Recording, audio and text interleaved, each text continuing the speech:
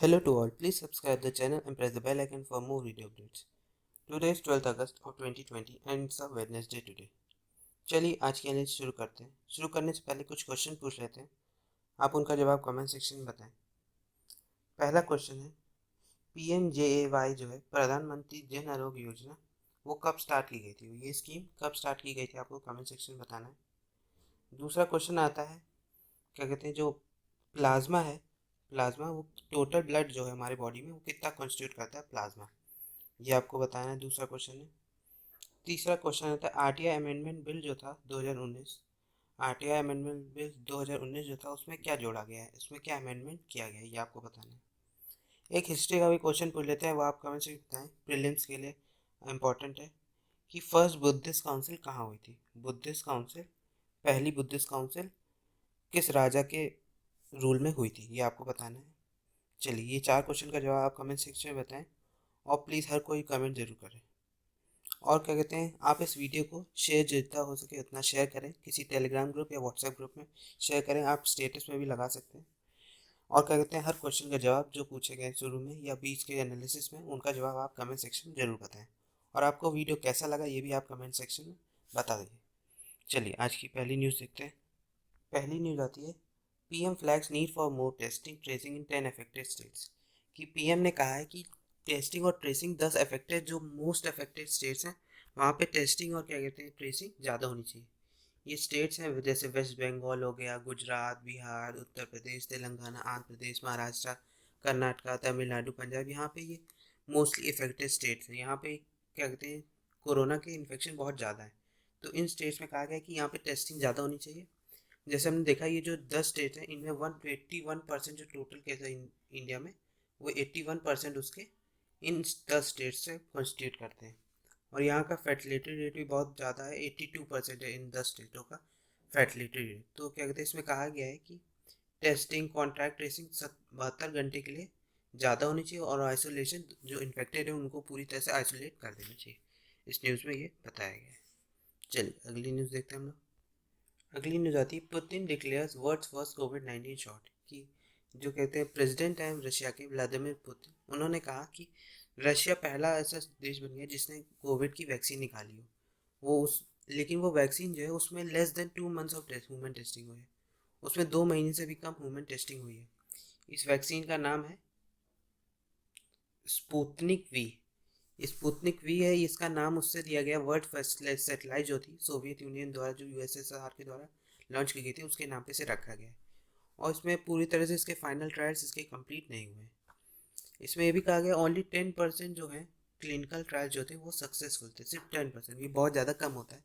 जब 50% से अबव हो तब उस वैक्सीन को लॉन्च करना चाहिए था। ये 10% से सक्सेसफुल वैक्सीन के थे केस, क्लिनिकल ट्रायल हुए तब भी इसे लॉन्च कर दिया गया। ये कंसर्न भी बढ़ाता है, और क्या कहते हैं, हो सकता है दिक्कत हो।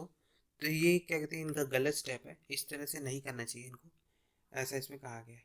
इसमें ये भी कहा गया, mister Putin and other official however have said it is completely safe. The president said one of his daughter had taken it as a volunteer and felt good afterwards. कि पुतिन ने कहा है कि ये पूरी तरह से सेफ है ये वैक्सीन। क्या कहते हैं, उन्होंने ये तक कह दिया कि उनकी एक डॉटर जो है, उन्होंने तक क्या कहते हैं इस वैक्सीन को लिया है, एक एज अ वॉलंटियर लिया है, और उनको अच्छा लग रहा है वॉलंटियर लेने को, क्या कहते हैं वैक्सीन लेने के बाद उनको कोई दिक्कत नहीं हुई, उनको सही लग रहा है, ऐसा उनका कहना है। चलिए अगली न्यूज़ देखते हैं हम लोग। अगली न्यूज़ आती है, daughters have equal right on property. इसमें बताया गया है, सुप्रीम कोर्ट ने पहले भी कहा है कि डॉटर्स का पूरा बर्थ राइट होता है, कि उनके पेरेंट्स की जो प्रॉपर्टी है उसमें पूरा उनका हक होता है, कि इक्वल राइट होता है, जितना किसी सन का होता है उतना ही डॉटर का भी होता है। इसमें कहा गया है the court decided the amended जो हिंदू सक्सेशन एक्ट था, which give daughter equal right to ancestral property will have a retrospective effect.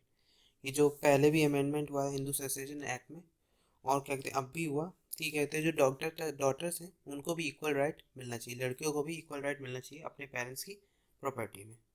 इसमें क्या कहते हैं, पेज 11 में भी थोड़ा इससे ज़्यादा दिया, उसको भी हम लोग देख लेते हैं। इसमें दिया है, daughters have equal right to inherit property, ऐसा सुप्रीम कोर्ट ने कहा है। Bench says the amended act will have a retrospective. इसमें बताया, जो को पार्टनर पर्सन होते हैं, जो को पार्टनर होते हैं, is a person who have a birth right to parental property. Co partner वो होते हैं जिनके पास पूरी बर्थ राइट होती है, कि वो अपने पेरेंट की प्रॉपर्टी में उनकी पूरी बर्थ राइट होती कि वो उनकी प्रॉपर्टी है। इसमें ये भी कहा गया जो 2015 का डिसीजन था ओवर रूल किया गया। Since the right to coparceners of any daughter is by birth it is not necessary that the father should be alive as on September 9 2005। जैसे जैसे सितंबर 9 2005 में हुआ था अमेंडमेंट, तो उसमें कहा गया था कि उसमें था कि लोगों ने कहा कि जब तक फादर क्या कहते हैं अलाइव रहेगा तब तक डॉटर क्या कहते हैं अपना हिस्सा ले सकती है, बर्थ क्या कहते हैं पेरेंट में प्रॉपर्टी ले सकती है, उसके बाद नहीं ले सकती अगर डेथ हो गई फादर की। लेकिन इसको अमेंडमेंट किया गया तो इसको क्या कहते हैं इस डिसीजन को कहते ओवर रूल किया गया 2015 के डिसीजन को। उसमें कहा गया है कि फादर डेथ हो या अलाइव कहते हैं डॉटर्स को भी पूरी बर्थ राइट है कि वो प्रॉपर्टी में अपना हिस्सा ले सके। पूरा इक्वल राइट है कि इक्वल प्रॉपर्टी में डिवाइड हो प्रॉपर्टी। चलिए अगली न्यूज़ देखते हैं हम लोग।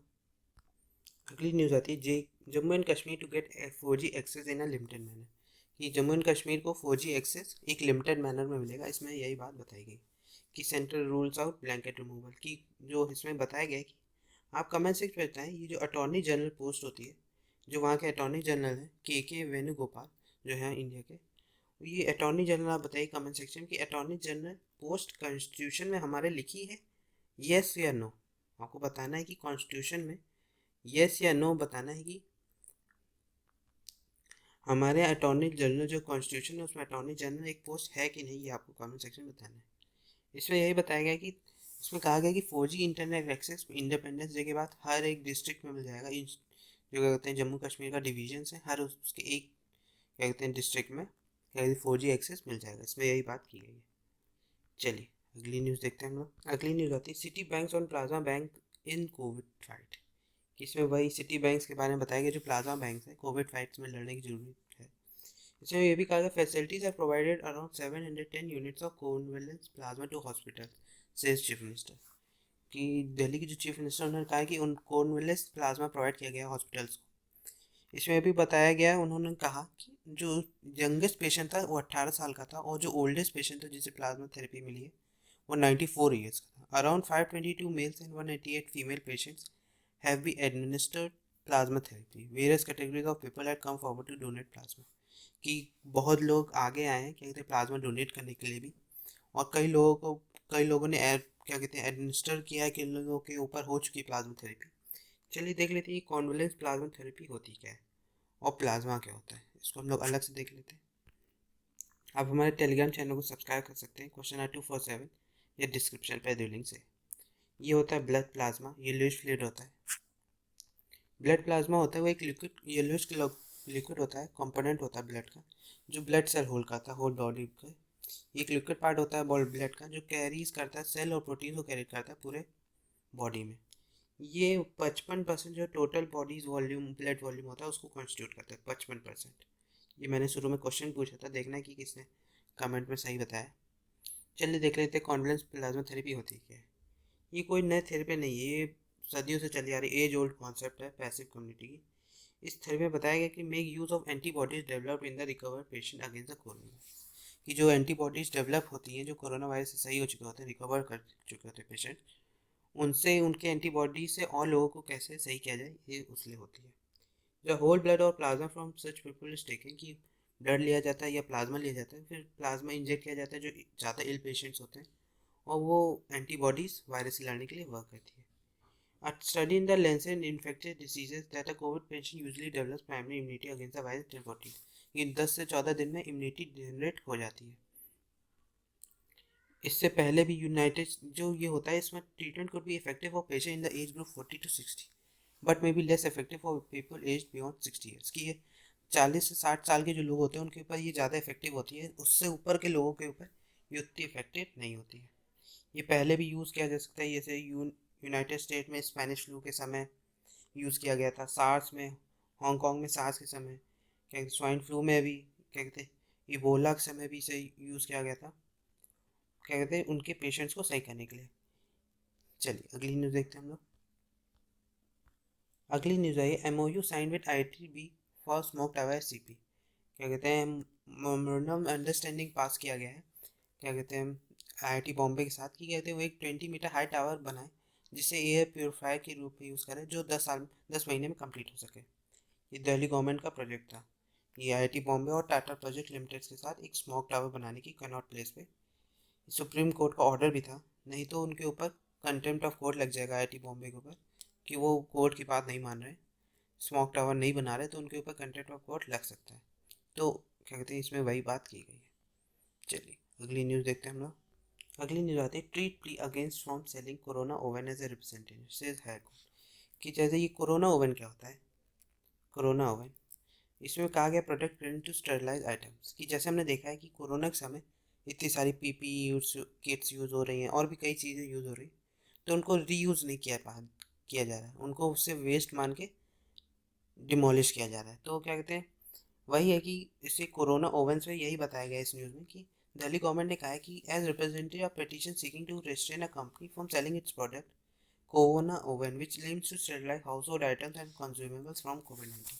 जो हाउस होल्ड आइटम्स होते हैं या कंज्यूमेबल आइटम्स होते हैं कोविड-19 के समय, उसको स्टेरलाइज करने के लिए ये यूज़ कोरोना ओवन हो सकती है।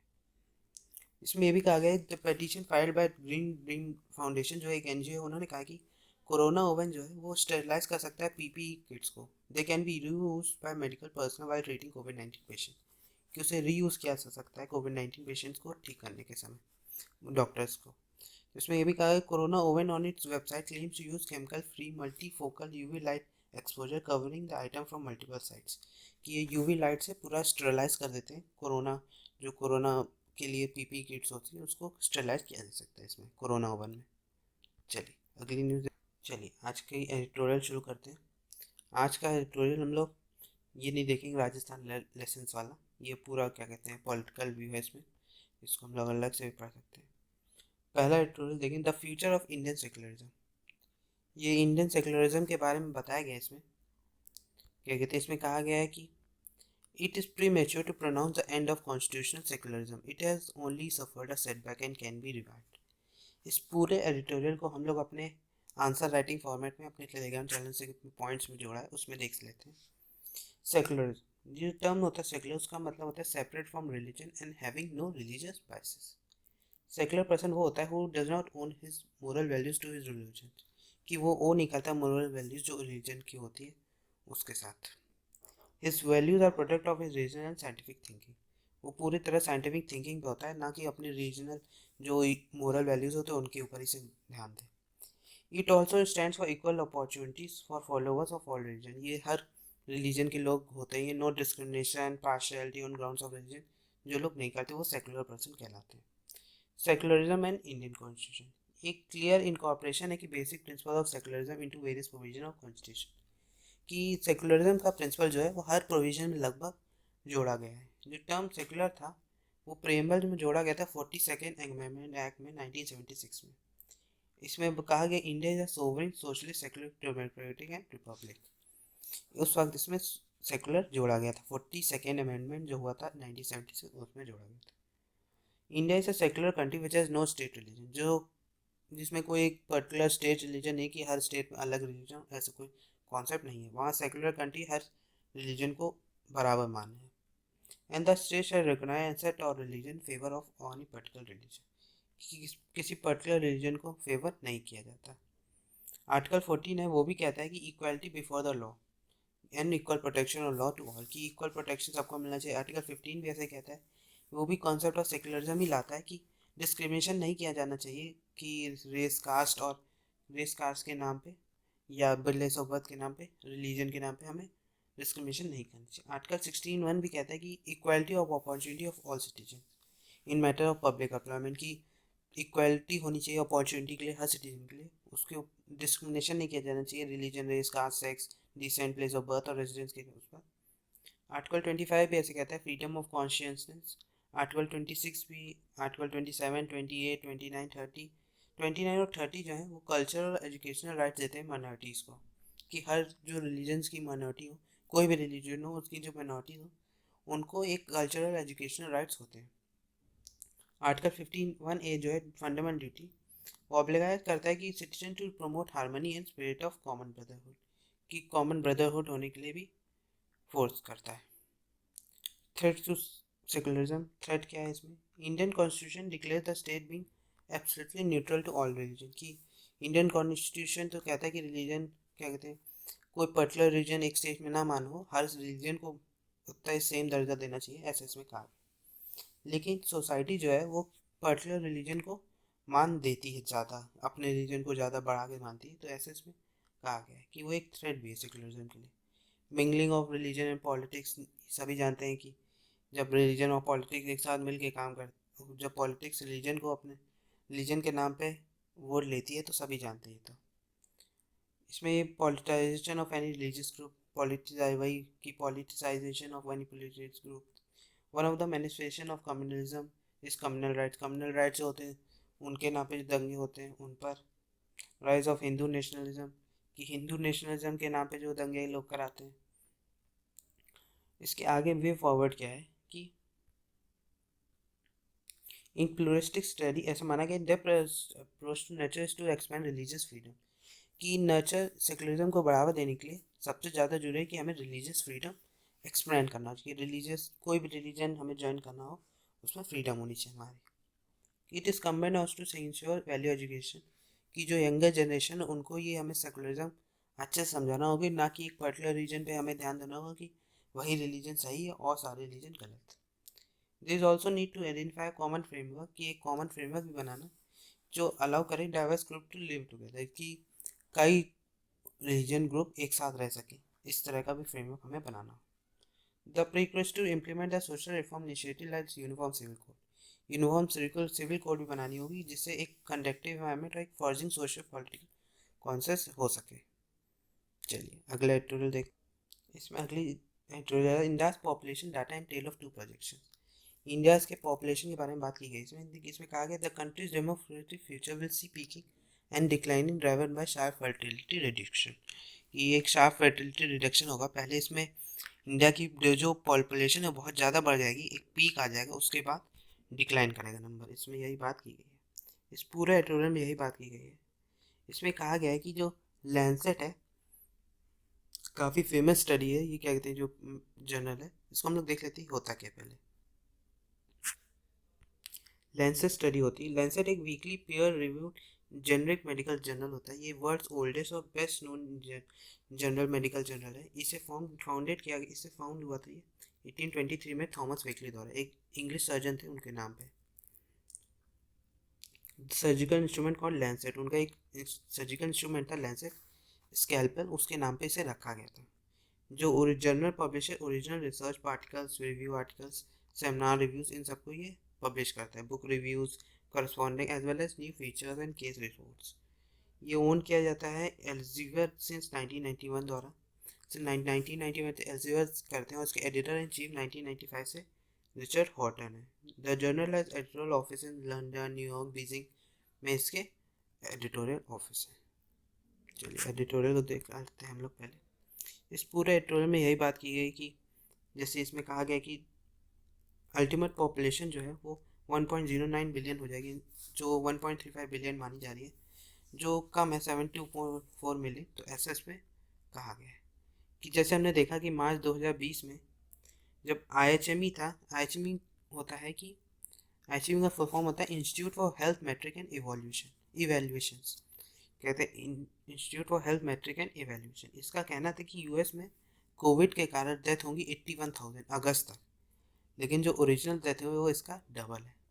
तो पूरी रिपोर्ट हम नहीं मान सकते कि उतना ही होगा, कुछ डिफरेंस तो होगा ही, ज़्यादा हो सकता है, कम हो सकता है। तो जैसे इंडिया को उन्होंने प्रेडिक्ट किया है कि इंडिया में इंडियन वुमेन जो होंगी 2100 में क्या कहते हैं जो होंगी 1.29 चिल्ड्रन का होंगे, हर इंडियन वुमेन के 1.29 चिल्ड्रन होंगे, ऐसे इसमें कहा गया। इसमें कहा गया since each women must have 2 children to replace herself and her husband, कि हर वुमेन क्या कहते हैं अपने और अपने हस्बैंड को रिप्लेस करने के लिए 2 चिल्ड्रन होंगे, ऐसे इसमें कहा गया स्टडी में। इस पूरे स्टडी में यही बताया गया फर्टिलिटी रेट के बारे में कि फर्टिलिटी रेट जो था वो नियरली 6 चिल्ड्रन पर वुमेन था, लेकिन इस वक्त 2.2 हो गया है। इसलिए ये बढ़ भी सकता है, कम भी हो सकता है, तो कोई भी चांसेस नहीं है। इस पूरे एडिटोरियल में यही बात की गई है। चलिए अगला एडिटोरियल देखते हैं, जस्ट क्लोजर। इसमें कहा गया the focus must be on adequate compensation for families of fisherman killed by marines, कि जो फिशरमैन जो हुआ था इंसिडेंट, सुप्रीम कोर्ट जो फरवरी 15 2012 में जो इटालियन मरीन्स के द्वारा जो फिशरमैन मरे थे, तो उसमें ये इसमें बताया गया कि सुप्रीम कोर्ट ने कहा कि ये जो hefty and educate compensation provide होना चाहिए इटली द्वारा, जो 2 फिशरमैन हैं उनकी फैमिलीज को प्रोवाइड होना चाहिए। The court has indicated that it could not allow the closure of the trial until such compensation is paid, कि वो क्लोज नहीं करेंगे इस ट्रायल को, जो कोर्ट का ट्रायल है, जब तक कंपनसेशन प्रोवाइड नहीं होगा उन फिशरमैन की फैमिली को। उसने ये भी कहा गया कि the families of the victims be heard on this matter, जो विक्टिम्स की फैमिलीज है उनको पूरी तरह से सुना जाए। इसमें ये भी कहा गया जो पीसीए एक आर्बिट्री ट्रिब्यूनल जो है यूनक्लोज का उसने कहा है कि जो इंडिया ने entitle to compensation for loss of life, कि जो लॉस ऑफ लाइफ हुआ है, फिजिकल हार्म, मटेरियल डैमेज हुआ है या मोरल हार्म हुआ है कैप्टन और क्रू मेंबर ज़्यादा जो सेंट एंटोनी के थे, जिन्होंने जो फिशरमैन को क्या डेथ हुई है, तो उसमें कहा गया कि पूरा कंपेंसेशन प्रोवाइड किया जाएगा। चलिए हम लोग देख लेते हैं ये इनक्लोज होते क्या हैं। इनक्लोज के बारे में अलग से देख लेते हैं। इनक्लोज होते हैं इनक्लोज 9 जो था United Nation Convention on the laws of sea 1982, वो लॉज ऑफ द सी थे जो डिवाइड करते हैं मरीन एरियाज को 5 मेन जोन में, internal water, territorial sea, contingent zone, exclusive economic zone and high sea. इन 5 जोन में डिवाइड करते हैं। पहले डायग्राम से देख लेते हैं। ये होता है इंटरनल वाटर, जो लैंड पे होता है वो इंटरनल वाटर, लैंड के थोड़ा नीचे आने पे इंटरनल वाटर हो गया। फिर वहाँ से 12 नॉटी माइल जाने तक ये टेरिटोरियल सी। आप कमेंट सेक्शन में बताएं कि 1 नॉटी माइल कितना होता है। 1 नॉटी माइल इक्वल्स टू कितने मीटर, मीटर में आपको बताना है कितने मीटर। आपको 1 नॉटी माइल इक्वल्स टू कितने मीटर होता है ये आपको कमेंट सेक्शन में बताना है। ये 12 नॉटी माइल तक हो गया टेरिटोरियल सी। फिर उसके आगे जाने पे ये क्या कहते हैं, इसके आगे जाने पे ये हो गया कॉन्टीजिनस जोन 12 नॉटी माइल, उसके आगे और जाने फिर 200 क्या कहते हैं नॉटी माइल जाने तक एक्सक्लूसिव इकोनॉमिक जोन, और उसके आगे हाई सीज। ये होता है पूरा उसका 5 मेन जोन होते हैं जो जिनमें ये डिवाइड होता है। चलिए देख लेते हैं इनको अलग अलग। इंटरनल वाटर वो जो होता है जो बेस लाइन के पास होता है। Are water on the land side, जो लैंड साइड पे बेस लाइन के पास होता है, from which the breath of the territorial sea is max, कि जहाँ से ब्रेथ है चौड़ाई देखी जाती है सी की। फिर आता है टेरिटोरियल सी जो 12 नॉटी माइल तक होता है बेस लाइन से, जो बेस लाइन से 12 नॉटी माइल तक होता है उसे टेरिटोरियल सी कहा जाता है। कॉन्टिजिनस जोन क्या होता है जो 24 नॉटी माइल तक होता है बेस लाइन से, जो सी वर्ड्स में कहते हैं 24 में होता है उसको क्या कहते हैं कॉन्टिजिनस जोन कहा जाता है। फिर आता है exclusive economic zone. Exclusive economic zone होता है जो कहते हैं 200 नॉटी माइल तक होता है, जो सी में जो जो एक्सक्लूसिव इकोनॉमिक जोन है वो काफ़ी कोस्टल स्टेट में काफ़ी ज़्यादा आगे जाने पे होता है 200 नॉटी माइल। हाई सीज क्या होता है जो ocean surface and the water column beyond the EEZ, जो एक्सक्लूसिव इकोनॉमिक जोन के आगे जाने पे जो एरिया पूरा पड़ता है वो हाई सीज कहलाता है, उसके आगे जितना एरिया है वो हाई सीज होता है। चलिए अगली न्यूज़ आती है Indian Afghan official discuss Loya Jirga की focus on grand assembly decision to release for 400 इन्वेक्टेड Taliban and intra Afghan negotiation. कि ये लोया जिरगा क्या होता है ये हम लोग देख लेते हैं। ये लोया